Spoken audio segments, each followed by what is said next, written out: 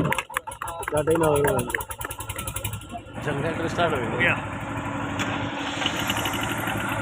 और पधारे हुए सभी यहाँ पर सम्मानित नागरिकगण, एनसीसी के बच्चे, ये हर बार हम लोग ये इतना इम्पोर्टेंट हो गया आज के समय में, आप भी सोचते होंगे, बच्चे भी सोचते होंगे कि हम लोग थोड़े थोड़े दिनों पर इस सड़क सुरक्षा, यातायात माह सप्ताह आदि के नाम पर बुलाते हैं लोग, तो ये कितना इम्पोर्टेंट विषय हो गया है ये इससे भी समझ में आने वाली चीज़ है।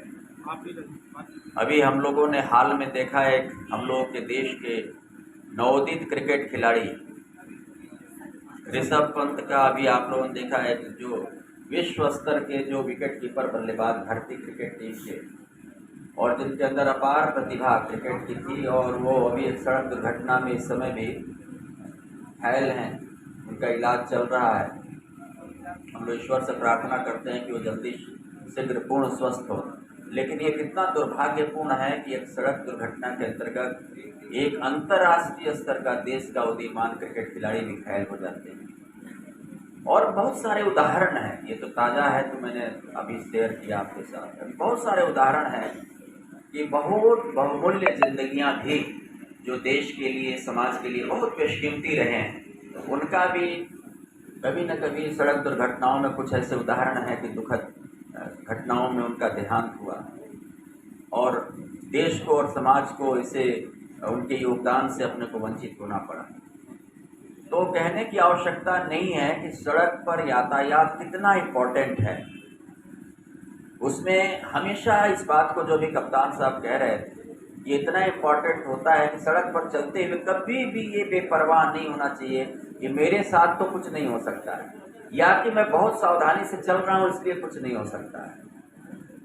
तो अभी सड़क सुरक्षा में इस बात की भी बहुत जवाबदेही, क्योंकि अब आजकल जो रोडें बन रही, सड़कें बहुत स्टैंडर्ड अंतर्राष्ट्रीय इंटरनेशनल मानक की बन रही हैं, चाहे हाईवेज हो चाहे एक्सप्रेसवेज हो, वहाँ पर तो 100 किलोमीटर का पता ही नहीं चलता है, लोग चलते हैं।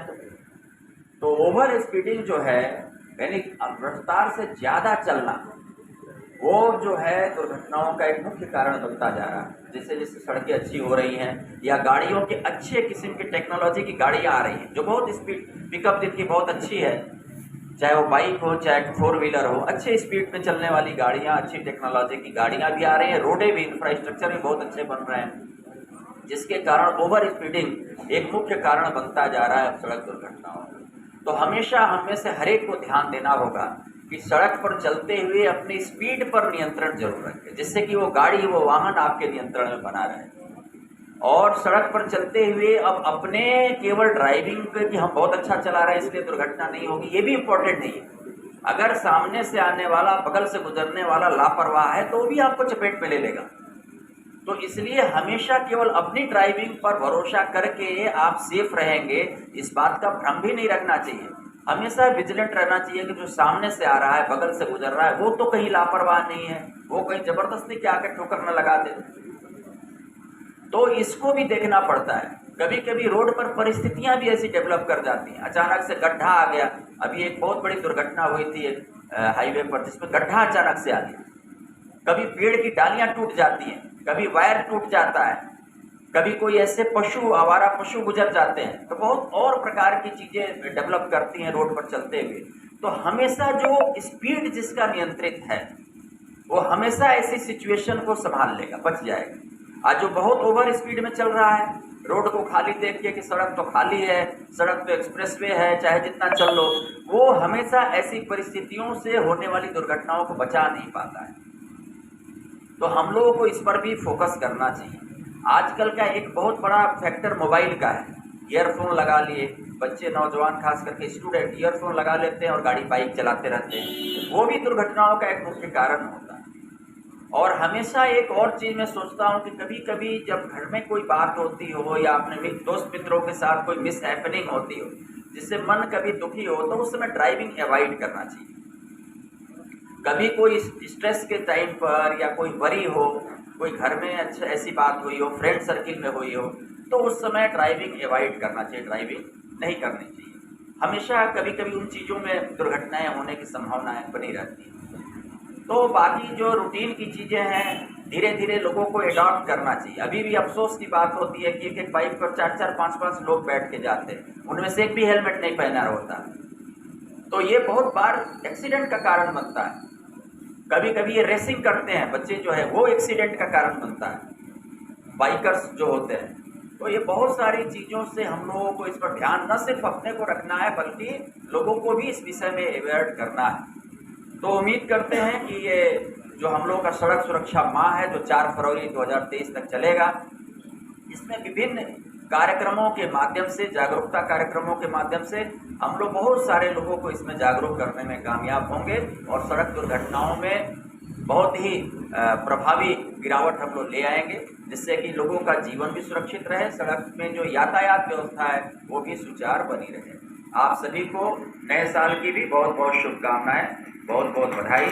जीवन में ये नया वर्ष आप लोगों के लिए खुशहाली और मंगल सफलता लेकर के आए, यही कामना है। जय हिंद, जय भारत। और पत्रकार बंधुओं, साथियों, सड़क सुरक्षा को लेकर के आप सभी चिंतित रहते हैं। आपकी चिंता से सरकार ने भी बहुत सारे विभागों को जोड़ने का कार्य किया है कि सभी मिल करके इस पे कार्य करेंगे, तभी जाकर के हम सड़क सुरक्षा माह की सफलता हमारी उसी पर निर्भर करेगी।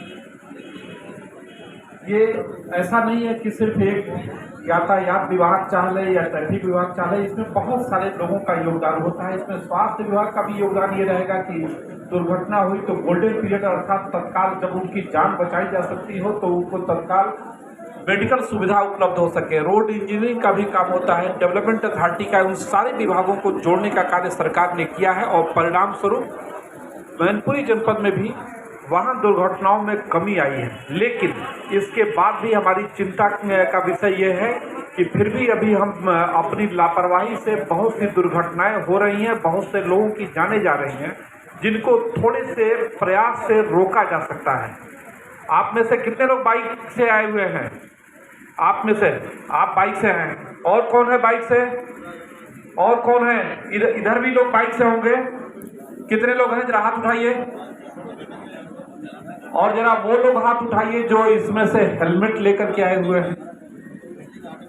एक आदमी, ये देख लीजिए, एक हमारे पत्रकार बंधु भी नहीं में हेलमेट यूज कर रहा है, शायद कर रहे हैं। ये देखिए आपके सामने, आप बाइक से आइए, हेलमेट है नहीं है। फिर इसका क्या मतलब रह जाता है?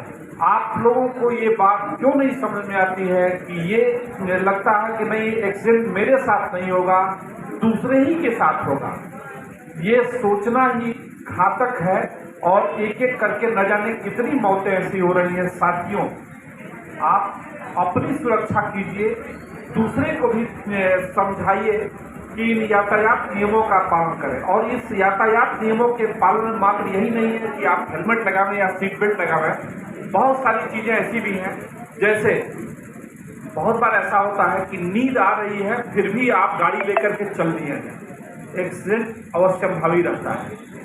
ड्रिंक बहुत लोग करते हैं, ड्रिंक करने के बाद भी अगर आप गाड़ी चला रहे हैं, मन में हमेशा रहता है कि नहीं, अरे मैं तो बहुत अच्छा ड्राइवर, और न जाने कितने ऐसे सोचने वाले अपनी जिंदगी से हाथ धो बैठे, जिन्होंने ये सोचा कि अरे ड्रिंक करने के बाद हम तो बहुत अच्छी गाड़ी चलाते हैं। बहुत सारे लोगों की ये फीलिंग रही और वो जान गंवा बैठे, आज उनका परिवार भी लटका हुआ है।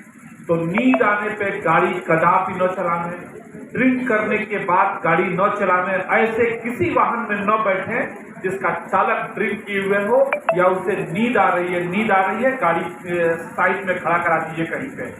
ड्रिंक किए हो कदापि न बैठिए, चाहे जितना भी कहें, और खुद भी इसका पालन कीजिए।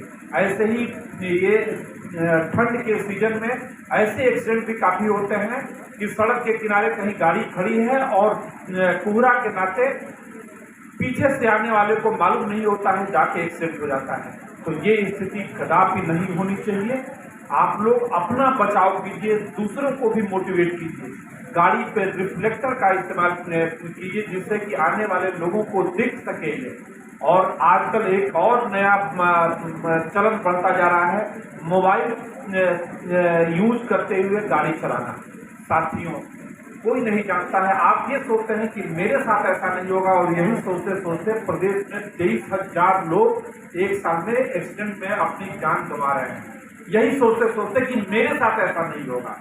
मैं हेलमेट में नहीं पहना हूँ, कोई दिक्कत नहीं साहब, बस मुझे तो बस मार्केट पर जाना है, मुझे तो सीट बेल्ट नहीं लगाया हूँ, कोई फर्क नहीं पड़ता है, मैं तो ड्रिंक करके बड़ी अच्छी गाड़ी चलाता हूँ, नींद भी ऐसी नहीं है।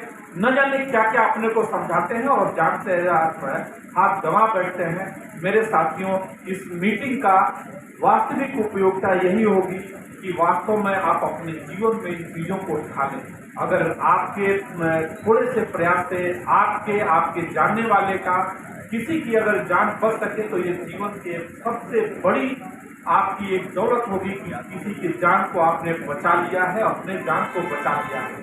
साथियों, मैं चाहूंगा कि एक औपचारिक शुरुआत मात्र न रहे, बल्कि वास्तव में आप इसको अपनाएं और अपने जान का और बाकियों के जान की कीमत समझें और इस अमूल्य धरोहर को आप बनाए रखिए और यातायात विभाग का सहयोग कीजिए। आपका जीवन न सिर्फ आपके लिए, आपके परिवार के लिए, समाज के लिए, सरकार के लिए बड़ी ही अमूल्य है।